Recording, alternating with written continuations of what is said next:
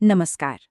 आज की कहानी एक ऐसी माँ की है जिसका सामना एक ऐसी हकीकत से हुआ जहाँ विश्वास और तर्क की सारी सीमाएं टूट जाती हैं।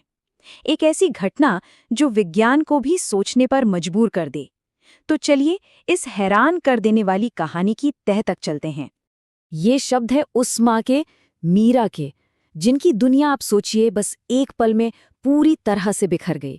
और यहीं से एक ऐसे सफ़र की शुरुआत होती है जिसे समझना, समझाना लगभग नामुमकिन है। तो कहानी की शुरुआत होती है मीरा और उनकी 4 साल की नन्ही सी बेटी आराध्या से। सब कुछ बिल्कुल परफेक्ट था। एक खुशहाल परिवार एक यादगार सफ़र पर निकला था। जरा सोचकर देखिए वो माहौल। दुनिया की सबसे मशहूर होली, वृंदावन की होली। हवा में रंग, कानों में संगीत की गूंज और चारों तरफ बस एक जश्न का माहौल। छोटी सी आराध्या की आंखों में तो बस खुशी और उत्साह था। उसे क्या पता था कि ये खुशी चंद पलों की मेहमान है। और फिर वो हुआ जिसका किसी को अंदाजा नहीं था। बस एक पल, भीड़ की एक जोरदार लहर आती है और माँ की उंगलियों से बेटी का हाथ छूट जाता है। बस एक सेकंड की बात थी और आराध्या उस इंसानी समंदर में कहीं खो गई। एक माँ का सबसे भयानक सपना हकीकत बन चुका था। इसके बाद जो शुरू हुआ वो था घबराहट, बेचैनी और धीरे धीरे गहराती हुई नाउमीदी का एक दौर। खोज शुरू हुई, लेकिन हर गुजरते पल के साथ उम्मीद दम तोड़ रही थी। पुलिस की टीमें, वॉलंटियर्स के ग्रुप्स, चारों तरफ ऐलान, सीसीटीवी फुटेज, मतलब जो कुछ भी किया जा सकता था सब किया गया। पर नतीजा कुछ नहीं, जीरो। भीड़ इतनी ज्यादा थी कि कैमरे बेकार हो गए। वृंदावन की तंग गलियों में एक छोटी सी बच्ची का कोई निशान तक नहीं मिला। हर मॉडर्न तरीका, हर कोशिश पूरी तरह से फेल हो गई। सब कुछ जब खत्म सा लग रहा था, तब एक बहुत ही अजीब, एक रहस्यमयी सुराग सामने आया। आधी रात को जब मंदिर बंद हो चुका था, आराध्या के गुलाबी दुपट्टे का एक छोटा सा टुकड़ा मंदिर के फर्श पर मिला। कैसे? कोई नहीं जानता। ये पहला इशारा था कि यहाँ कुछ ऐसा हो रहा था जो हमारी आपकी समझ से परे था। पूरे 48 घंटे बीत चुके थे, उम्मीद लगभग खत्म हो चुकी थी, और ठीक तभी कहानी में एक ऐसा मोड़ आया जिसकी किसी ने कल्पना भी नहीं की थी। नाउम्मीदी के अंधेरे में उम्मीद की एक किरण जगी। फोन पर एक महिला की आवाज थी, एकदम शांत, ठहरा हुआ, जैसे उस आवाज की कोई उम्र ही ना हो। और उसने जो कहा वो चौंकाने वाला था।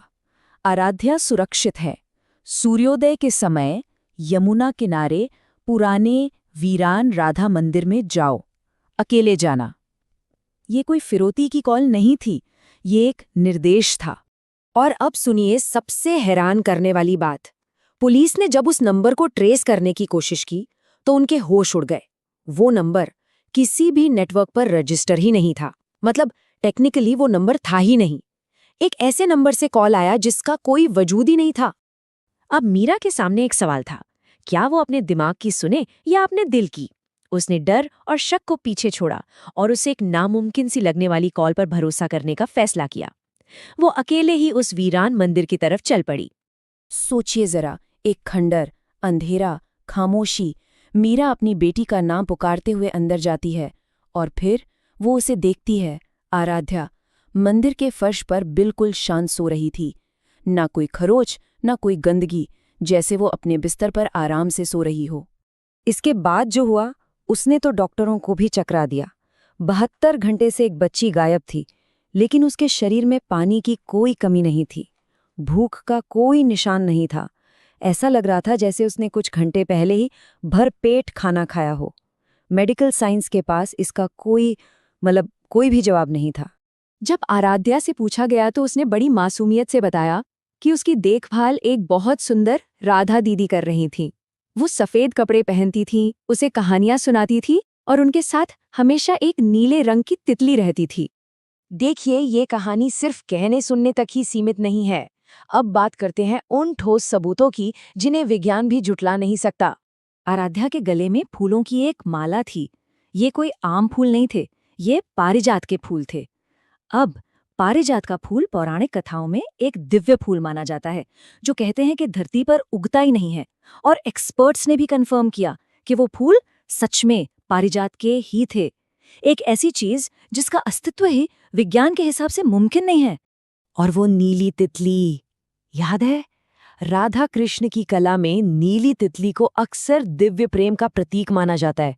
और सबसे बड़ी बात, वृंदावन में उस तरह की नीली तितली का दिखना बेहद दुर्लभ है। ये एक और कड़ी थी जो इस रहस्य को और गहरा बना रही थी। 6 महीने बीत गए और फिर इस पूरी पहेली का आखिरी और सबसे जरूरी टुकड़ा सामने आया। एक ऐसी सच्चाई जिसने मीरा के विश्वास को यकीन में बदल दिया। मीरा को एक गुमनाम चिट्ठी मिली। उस पर बस एक नाम लिखा था, राधा। और उस चिट्ठी में जो लिखा था वो रोंगटे खड़े कर देने वाला था। उसमें लिखा था कि होली के दिन 2 लोग आराध्या को किडनैप करने की फिराक में थे। और जब पुलिस ने जांच की तो पता चला कि एक चाइल्ड ट्रैफिकिंग रैकेट पकड़ा गया था जिनके फोन में आराध्या की धुंधली तस्वीरें थीं। चिट्ठी में लिखा था कि संरक्षिका ने आराध्या को 72 घंटे तक छिपाए रखा जब तक वो लोग भाग नहीं गए। और पुलिस ने कन्फर्म किया कि उन लोगों को एक दूसरे शहर से पकड़ा गया था, एक गुमनाम महिला की टिप पर। और वो टिप, वो भी एक अनट्रेसेबल नंबर से आई थी। हर बात सच निकली। पारिजात की वो माला आज भी मेरी दीवार पर लगी है, फ्रेम में, और वो आज तक मुरझाई नहीं है। वैज्ञानिक रूप से ये नामुमकिन है, पर शायद दिव्य रूप से ये सामान्य है। अब मुझे यकीन है, क्योंकि जब सबने उम्मीद छोड़ दी थी, राधा रानी ने नहीं छोड़ी थी। ये मीरा के शब्द हैं, एक माँ जिसे जवाब मिल गया। ये कहानी हमें सोचने पर मजबूर करती है कि जब तर्क के सारे रास्ते बंद हो जाते हैं तो क्या आस्था का दरवाजा